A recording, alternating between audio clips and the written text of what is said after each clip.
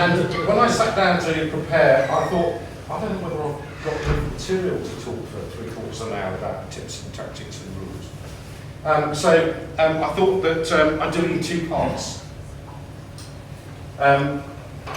First, although there's almost all of you around the table will be familiar with me, some of you won't know me that well. I've been associated with this club for longer than I can remember.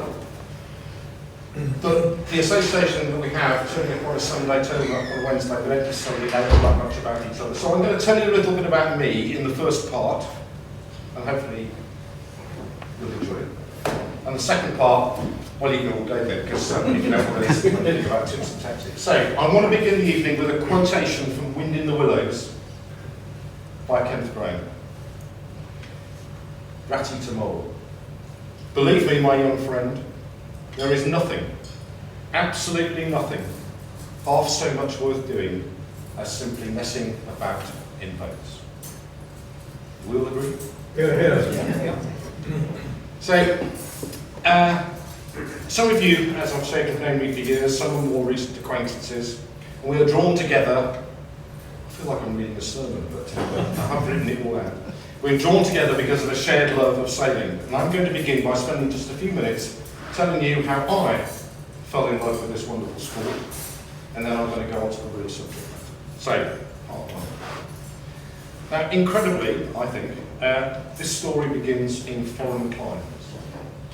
My late father was born in 1937, which, if he was still alive, he'd be about the same age as some of you sitting around the table. True. And called up for his national service in December 1945. He served as a physical training instructor in the RAF, and in May 1947, he, along with thousands of others, was posted to India, where he was part of the force monitoring the partition between India and Pakistan. Whilst there, he and a pal restored a derelict dinghy, which included remaking the mast, which had clearly come from another boat, and was 7 inches in diameter at its base, which they managed to shave down to something more appropriate for this boat. And he and his friend taught themselves to sail in Karachi Harbour. And I have a picture of my dad sailing that boat in Karachi Harbour in 1947. It's not a very good picture, and it comes from his memoir, which he spent the last 10 years of his life writing, which my brother then had published for the family. So, you can't buy it. Anyway, fast forward now to Peyton the family. Dad got a job in Birmingham, married my mum Peggy, and they had 4 children, of which I was the oldest, being born in 1957. Early family holidays were spent in Salcombe. Who's familiar with Salcombe? Most of us, I guess. Yeah. Each year we would make what was then, as I recall, a 2-day trip from Birmingham to Salcombe, stopping somewhere around Taunton or Tiverton, prior to the M5, for a 2-week holiday. And each year my father would hire a Yachting World 14-foot dayboat, which was much like a 14-foot Salcombe yawl without a motor, from a local guy called Dave Gibbons.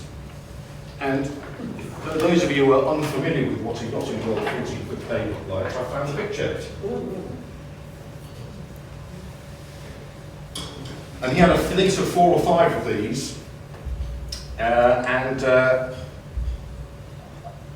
his son Simon still races there. It still appears in Salcombe Yawl fleet results. And it was on that dinghy that I started to learn to sail, aged 4. The other thing that we did was to get Dave Gibbons to take us out in his historic William Fyfe designed sloop called Intombi. Does anybody here recognise that name?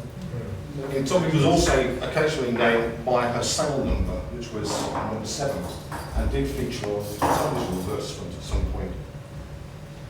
It was built in the 1930s and is still racing, and indeed was recently for sale. I can't say the boutique that name, but anyway, it's still around. And this is she. She is an absolutely beautiful boat. I can still recall, at the age of nearly 66, so going back more than 60 years, the slap and gurgle of the waves hitting the bow as we cruised around the harbour.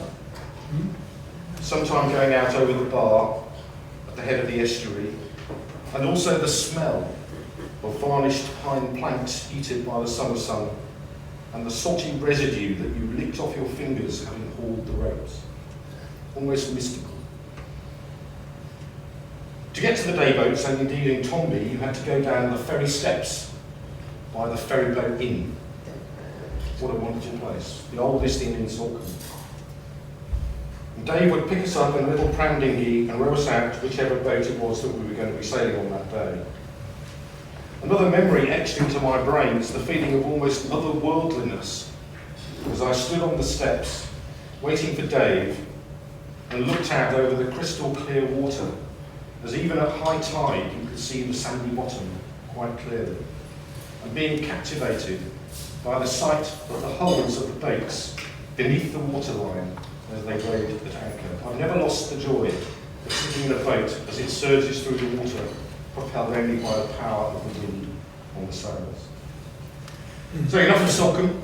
My dad bought our first boat, an Enterprise. Here she is. Enterprise number 7661, called Let It In about 1965. And we joined Tamron Sailing Club and raced there against, amongst others, the All Sails and the Cockerels. And Cockerel obviously still going with Rooster. We took it to Salcombe, where that picture was taken. I'm the handsome one at the back holding the tiller. We sailed it from South Sands. Subsequently, we joined Sutton Sailing Club, and I had my first boat, a Mirror, I still remember the number, 28585, in about 1968, and raced there every weekend and all the Wednesdays during the summer. And it was at this time I had my first outing to the waters of this sailing club. As back in those days there was an active team racing scene for juniors, and every year we would compete against Mark Green at home in our boats, and then come over here and sail in your cadets, which I found a particularly tricky boat to master. And I'm sure I must have raced against Rob Lennox and Mike Pickworth in those years. So much more I could tell you about the boats I've sailed, big and small, the boats I've owned. I reckon 11 dinghies and 2 yachts, the 9 sailing clubs I've been a member of, team racing for Exeter University and the Law Society, Cowes Week adventures, round the island races, Southport 24-hour races, dinghy weeks in Abersock, national championships in the London Rocket and 515 classes, and much more besides. But I need to get on to the substance of the evening. But before I do that, I want to leave you with one last image. I've told you the experience of standing on the ferry steps in Salcombe, looking at the hulls of the boats as they bobbed up and down in the crystal clear water.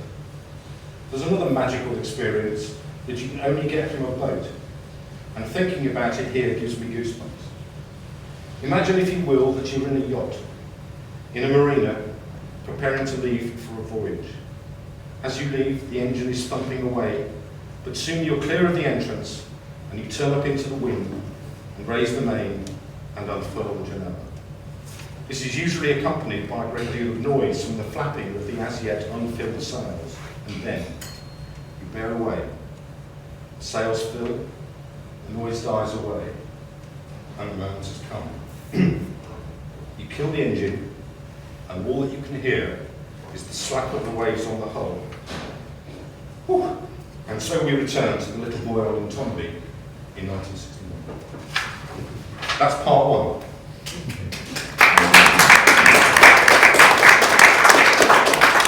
Thank you.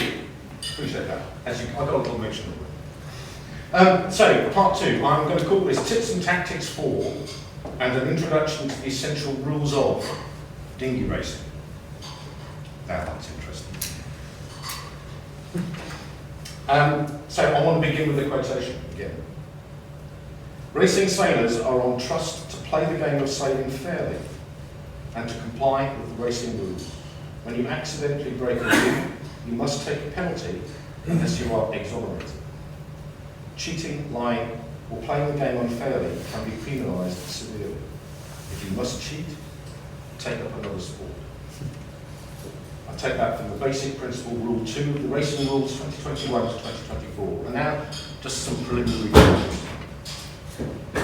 Sailing and racing should always be fun. However, sailing is potentially dangerous, and we should bear safety in mind at all times. And one last random thought. To sail, we need the wind. It's our energy source. But the wind is fickle. It rarely blows at the same speed and from the same direction for more than a few minutes or less. And we can't see it. Did any of you notice from which direction the wind was blowing this evening? No, I didn't. I hadn't intended to share. I was going to catch you after. I was going to say. Right. So I'm going to talk through a race day chronologically with tips and tactics and comments regarding the rules as we go along. Some of this will be very basic. So, on the day. Before leaving home, you need to check the weather forecast. You need to check that you've got all the correct equipment. Is it dry suit, wetsuit, spray suit, t-shirt, shorts, hat, helmet, racing watch? The number of times I've turned up down here without my racing watch, you felt completely new. You need to check the time of the first race. Now, what I'm about to say isn't intended to be directed at any particular person, but I plan to arrive at least an hour before the start. What's everyone? I have never thought that there were any parallels between golf, a sport which I took up 6 years ago, and sailing. But an old pro once told an audience in an after-dinner speech that the best way that they could change things in order to reduce their handicap was to get to the course early and spend 20 minutes in the practice nets. Something of the sort applies to sailing, as we shall see. You get to the club, you get changed, you rig the boat, you check that everything is in order, especially you check that the bungs are rigged. And there was a guy going out on a sail on Sunday who didn't have a bung in his forward buoyancy tank. Now, if he capsizes, that boat will be very difficult to recover, and he's certainly not going to get it up and sail again. So check the bungs, check the buoyancy hatches are in tight, and another thing that sometimes people forget, check the restraint on the rudder is engaged. Because if it isn't and you capsize, the rudder's going to fall off, and then you're in real trouble. Now, as an aside, are you all confident that you know what each of the controls on your boats is for? For example, who can tell me what the Cunningham does? I know it's good. Pulls the draft of the main down to the mast. And vice versa. It allows you to control the draft. So, whilst I'm not suggesting that you do this before every race, you probably only need to do it once, but how many people have actually done this? Set the boat up, get the sail up, and then play with the ropes and just see what effect they have. Pull on the Cunningham and see what happens to the shape of the main. Pull on the kicker and see what happens to the boom and the mast. Watch it bend and the shape of the sail change as you pull it on and then release the tension. Seeing the effect on the rig may help you to understand why, as we go on, I'll be suggesting the points around the course alter the controls. Now here's an aside, a little bit of research I did. Does anybody know why the Cunningham is called the Cunningham? I forgot his first name now, but it's Cunningham from America who invented it. You're quite right, his name was Briggs. Briggs Cunningham. He was apparently a successful American Admiral's Cup sailor. Anyway. Think about the setup for your boat on the day. You've consulted the weather forecast before you left home, so you know if the wind is going to remain steady, build or decrease. And you need to think about that in the setup. Now, some boats allow for very little in the way of rig tuning. The laser, for example.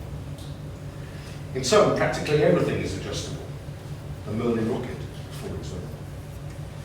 In solos, the one-off adjustments to be considered are, in my view, the chock and the shroud positions.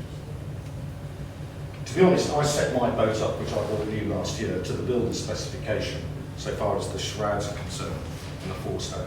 and I haven't changed it. But I know that there are people who will change their shroud settings. But frankly, I think that the difference it's going to make to me is more than made up for or not by the errors I make as helmsman. So, but I do think about the chock. And if it's going to be windy, I take the chock out. And if it's going to be light, I put the chock in. Why? Because I want to limit the extent to which the mast can bend. If the chock's out, you put the kicker on, the boom pushes forward, it bends the mast, it flattens the sail, it reduces the power in your boom. And that's what you want if you're going to be overpowered by the strength of the wind. In lighter winds, the opposite is true, and you put the chock in to prevent the mast from bending, so that when you put the kicker on, the mast doesn't bend and flatten the sail. So you changed, the boat is rigged, you're ready to go, you signed on. Strictly speaking, if you don't sign on, you will not be considered to be racing. Have you written the course down? I use a biro on the back of my hand, others use permanent markers on tape. Whatever works for you is good. Now, let me now refer back to the comment I made about the golfers in the practice nets. Our practice net is the lake on which we sail. I strongly recommend that for the first race of the day, you get out at least 20 minutes before the warning signal to give yourself time to put in a few tacks, jives, and at least sail the first beat, but preferably the whole course, and have a few practice starts as well. Did you get that tip from Rob Lennox? Did I what? Get that tip from Rob Lennox? No. He always used to go and sail the whole lap before the race. Yeah, well, I do. More often than not. Then he usually won it. Well, I'm not saying that happened myself. But I hesitate to say what I'm about to say, but I am going to say it. The racing rules require that any boat intending to race must be on the water afloat at the preparatory signal, Rule 45. And if you're not, you can't enter the race. But we don't really enforce that here. Like, at my golf club, we have local rules, and I think we have local rules at Park Road. Well, it's debatable when the preparatory signal is. No, it's not according to the rules. Depending whether you're using 10.50, if you're using 6.5, preparatory is 5. But if you When the flag goes up. Anyway, check the rules. On the subject of tacks and jives, does everyone know how to perform a roll tack and a roll jive? Right. My model. So, you're sailing along, you're beating, you're going upwind, the boat's heeling over. The rolled tack is when you put the helm down, you turn the boat into the wind, the mast comes into an upright position, you still sit where you're sitting, you go through the wind, you're still sitting on the old windward side, the boom comes across, and then you move up to the next side. So it goes from here to here in one movement. And if you could do it with skill, your speed out of the tack will be not dissimilar to your speed into the tack. And if you can do that 50 times in a race, you'll get 500 yards benefit over somebody who's not doing it. And the roll jibe, I'll come on to the reasons why, but when you're downwind, you're generally sailing with the boat heeled over on top of you for reasons which I will explain. And you go for the jibe, you pull the helm towards you, turn the boat through the wind so that the boom comes across. And only after the boom's come across do you come onto the other side and bring the boat back over on top of you. Not like in Paul in a particular reason. Okay. We are going to be offering coaching on Sundays prior to the points races to people who want to come out and follow more experienced sailors around to see how they achieve these manoeuvres. What about launching? Launching can be tricky here, particularly if the wind is blowing onshore at some strength, which sometimes means you have to be prepared to take the boat down the slip bow first. There's nothing wrong with doing that, but you will have to get wet. And don't be afraid to ask for help, particularly if you're sailing a single-handed boat, and the message to those on shore waiting to launch is not to be backward in front, coming forward to offer assistance. So now you're on the water. There's 20 minutes or so to go before the first gun. You've got the plate down, the rudder downhaul tight, the kicker pulled on, you're ready to go. There's 20 minutes, I say, before the first gun. So put in a few tacks and jibes as looseners, get the muscle memory back, and then go and have a look at the start line. Now, an OD will try to set the start line so it is exactly perpendicular to the first mark, having regard to the direction of the wind, at right angles too. So if the start line is in the middle of the track and the first mark is dead to windward, basically the start line is neutral. It doesn't matter where you start on that start line. The boat will tack through about 45 degrees, so wherever you start on this start line, all other things being equal.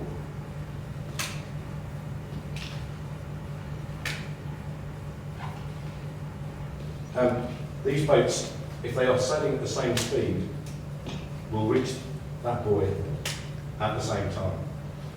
Okay?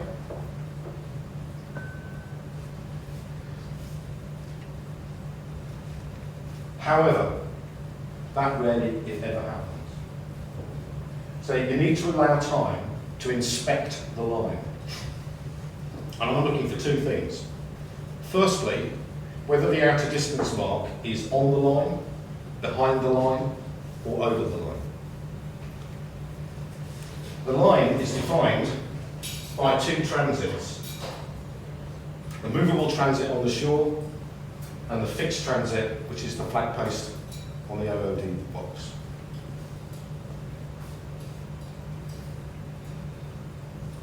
At the starting signal, your boat must be behind the line, and if any part of your boat breaks the line, you will have to turn around, go back, and completely clear the line and start again. The outer distance mark simply determines the length of the line. If it is not precisely on the line, and it rarely is, you need to know if it is over, behind, or on it. You can check this from the shore before you go afloat. Go to the OD box, stand behind the flag mast, look at the movable post in front. Where is the outer distance mark relative to that? Is it behind, on, or in front? If you've forgotten to do that, you can do it from afloat. So beyond the outer distance mark, turn around, look back down the line, get those two transit in line, and again you can see the buoy is behind it. So, if the outer distance mark is behind the line, you will not be called out if you start in front of it. It simply defines the length of the line. On the other hand, if the outer distance mark is in front of the line, that can mislead you into starting prematurely. So that's something you really do need to know if you want to make a good start. The second thing that I'm looking for is line bias. In other words, simply by reference to the wind angle, is there a preferred end of the line to start from? There always is. I check this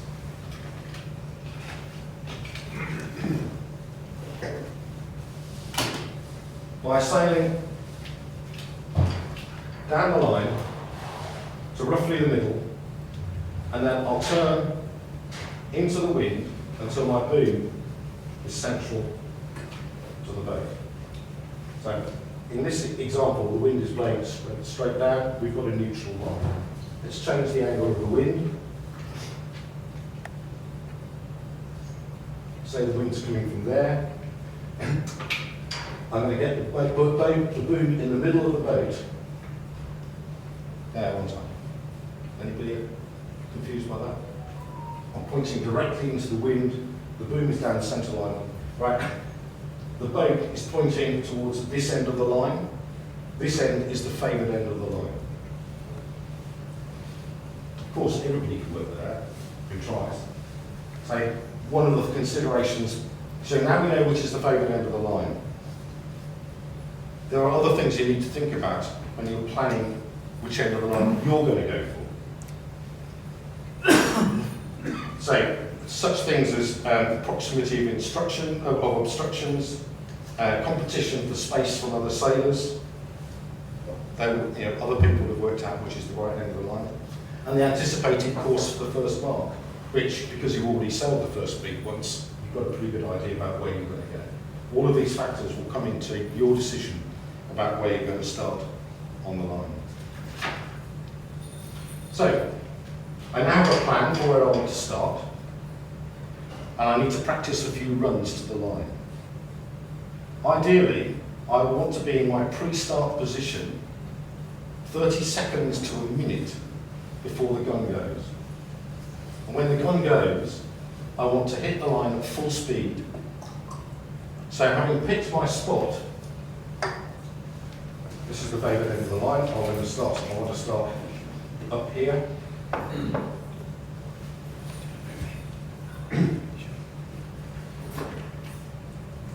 And I'll sail back from the line to a point that I can return to by reference to transits on the shore. What do I mean by that? Pick two trees, one in front of the other. When they're in line, you know that's a place you can go back to. Just remember those trees. And from that position, time, how long it takes you to get to the line. You should be looking at something like 15 seconds, 10 seconds. Just enough time to get the boat up to speed and then get the line.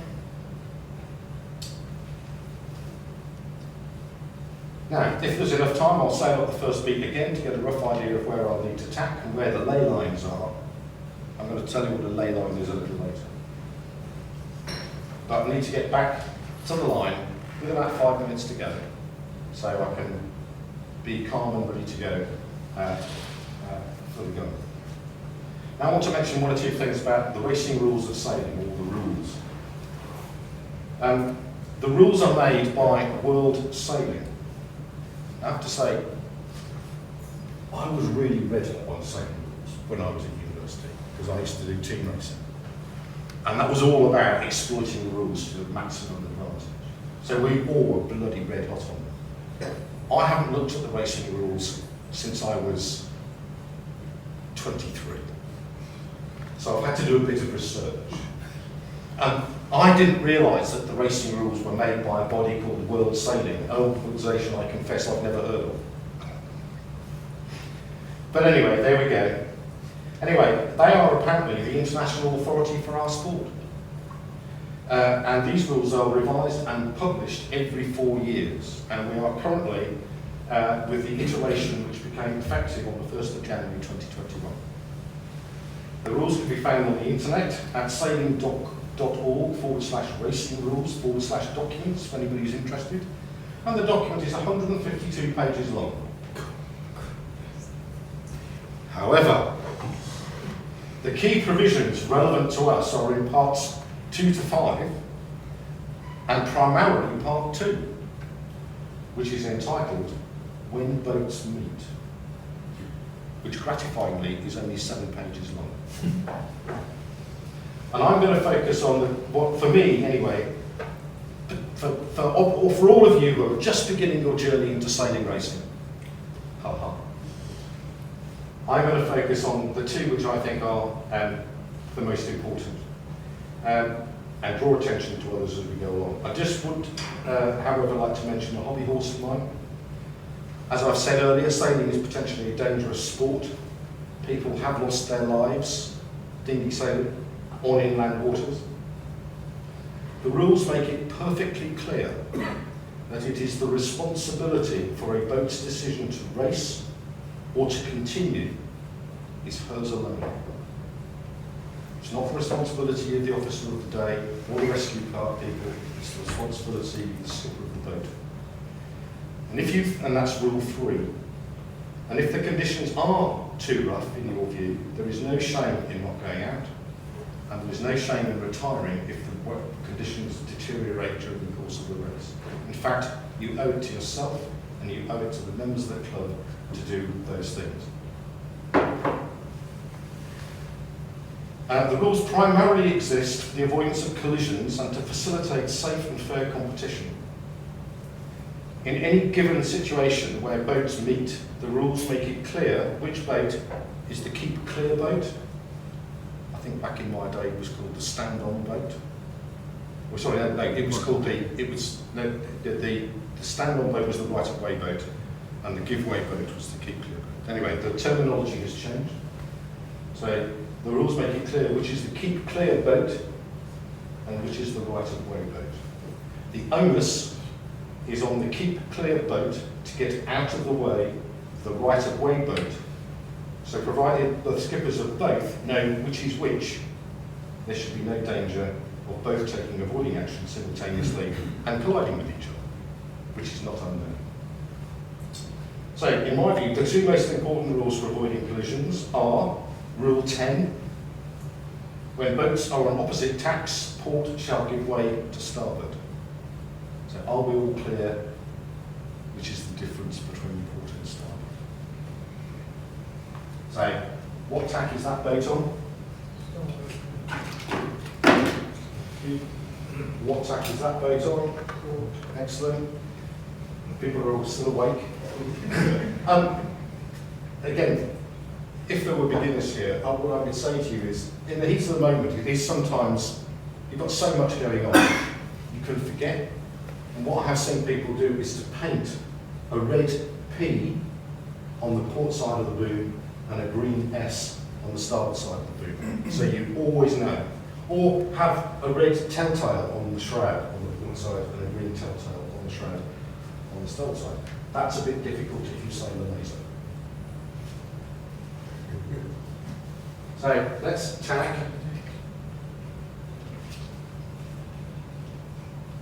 Right. Who's going to give way here? One or three? Can you see? This is one, this is three. Any advance on three? That's three. Right. So what could three do to avoid a collision with one? Go under his stern. Or? Tack. Correct. Now, one, as the stand-on boat, as the right-of-way boat, does not alter course or deviate whilst three is attempting to give way, so as to cause confusion to three. You're looking down. Yeah, that's the most important rule. Good. Right. So that's I'm emphasising two rules. One, port gives way to starboard. So that's pretty obvious. You're going upwind. Right. If we're coming downwind, does that make any difference? Who gives way to who? Not at that point. What happens when you get within 2 boat lengths of a mark? Rules have changed. Ah, It's now three boat lengths. But you're a man after my own heart. Because I said to Paul the other day that and I hadn't understood that the rule had changed from 2 to 3. I have no idea when that happened. But okay, which boat is on starboard? One or three? One. Right. So one is the right-of-way boat. 3 is the give-way boat.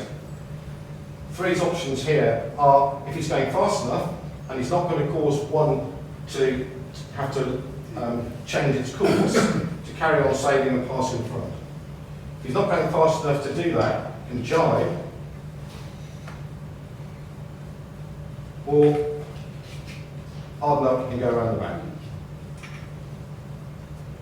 Again, one mustn't alter course so as to make 3's obligation to give him room more difficult. A second rule I want to emphasise is Rule 11. When boats are on the same tack,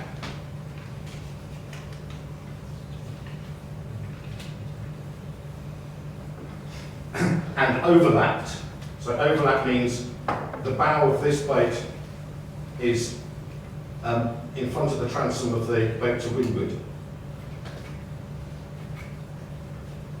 The windward boat has to give room for the leeward boat. Okay?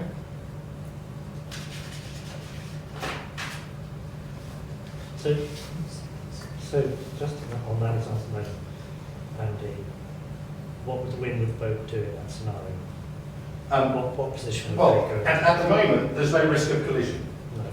And if 3 has established an overlap from behind, 3 can't sail above its proper course. But if it hasn't established that overlap from behind, and the overlap's come about because of some tacking which has taken place. If one can't keep clear of 3 by pointing up a little bit, one's got to tack. And then I would add just one more reference to a rule at this point. Rule 14 requires us to avoid contact with another boat if reasonably possible. So it's not the idea of the rules that you've given someone all of the rights and the other party none of the rights, and the one with the rights can just go around and crash into everybody. There is a fundamental obligation to avoid collisions, which is quite right. So the start. With 30 seconds to a minute to go before the gun, I'm in position behind the start line.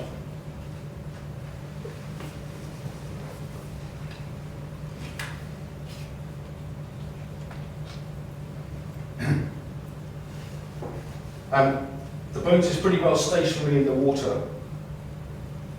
A skill which racing sailors need to be able to practice is the ability to bring the boat to a stand and hold it there, making very little way to get your position. If you can't do that, you're going to have to make your run from a long way back, and you're going to have lots of boats in front of you. So you need to be able to basically put the boat into neutral. And looking at your watch, you know you're in that position, you know it's going to take you 10 seconds to get from there to there. So with 9 seconds to go, you sheet on and start pushing up to the line. Hopefully, you don't break the line before the gun goes. And if you can, you need to try to open up a gap between you and anyone to leeward of you. Because if you've got that gap, you can bear away a little bit as you cross the line to get a bit more speed. But if you've got somebody right up close to you, bearing in mind your windward boat, you've got to keep clear of them. So you can't bear down to get that speed. So the first beat. For boats of the same class,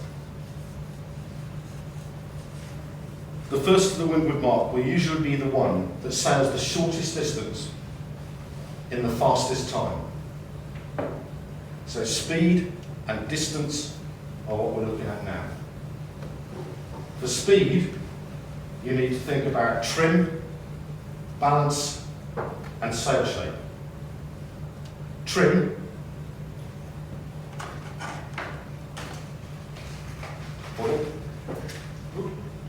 Trim is fore and aft.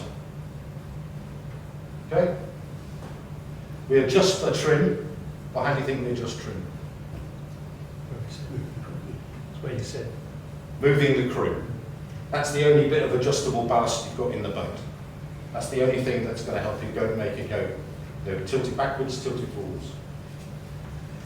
In my solo, I achieve what for me, in medium airs to heavy air, the best trim is when, if I'm on port tack, my left leg is pressed up as hard as I can get it against the bulwark which carries the main sheet traveller. I see a lot of people sailing solos who sit behind that point, and you can see the transom digging in the bows out of the water. That's a slow way to sail a boat. In light airs, I'll go further, lift my foot over that bulkhead, and I have a very uncomfortable ride sitting on the cleats. for my various controls. But the boat goes faster. Convinced. Balance is side to side. Upwind,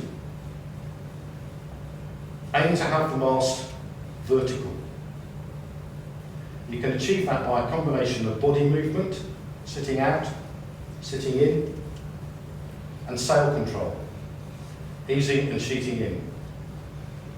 In light airs, it's a good idea, in most boats, to allow the boat just to lean slightly to leeward, because gravity will pull the sail into a more effective aerofoil shape. For sail shape, you have a number of controls: the main sheet, the traveller, the cunningham, the outboard, the kicking strap, and maybe in modern solos and other boats you've also got an inboard. In heavy wind, I let the traveller block down the track by about 6 inches. In lighter airs, it stays central. In heavy wind, I will have the cunningham and outhole all pretty tight, and the kicker will be tight when the main is fully sheeted on. But the kicker's not actually going to do anything until I drop something off the sheet. I will constantly be adjusting the main sheet and my body position to keep the boat going as fast as possible. My eyes will be 80% on the telltales and 20% on the direction I'm going and the other craft. And it's important to sail as close to the wind, and this is something which a lot of beginners simply don't get. It's important to sail as close to the wind as you can without compromising speed by going too close. If you're not on the wind, you will sail a lot further to get to the mark. So, getting ahead of myself slightly, but if the wind is coming down here, you've got basically a right angle here. And the boat will generally tack through about 90 degrees. So if you sail up here and then tack, you've already gone past the point where you could have got to the buoy. So you're going to sail further. I'll come back to that in a minute.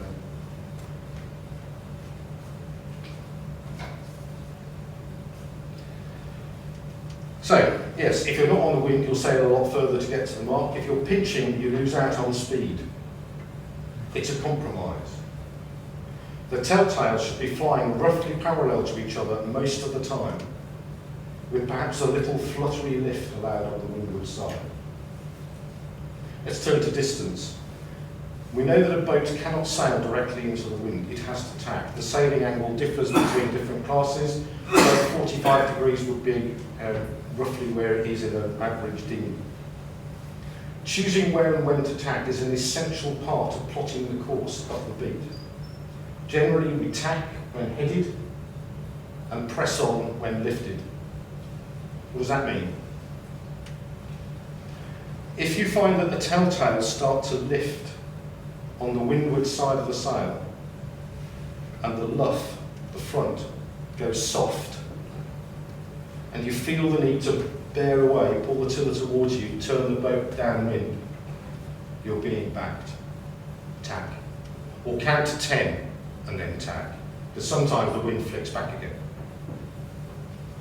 If you feel that you can point higher without any loss of speed, you're being lifted, and you should press on to the lay line. So, with the wind in this direction, 90 degrees at the mark, that's the lay line. That is the point where if you tack, you can make the mark. You shouldn't really be sailing beyond the lay line, because you're going to have to sail further to get to the mark. And in the books I used to read when I was very keen on reading books about sailing, generally speaking, they would say, don't go out to the lay line too soon. Because if you go out to the lay line and the wind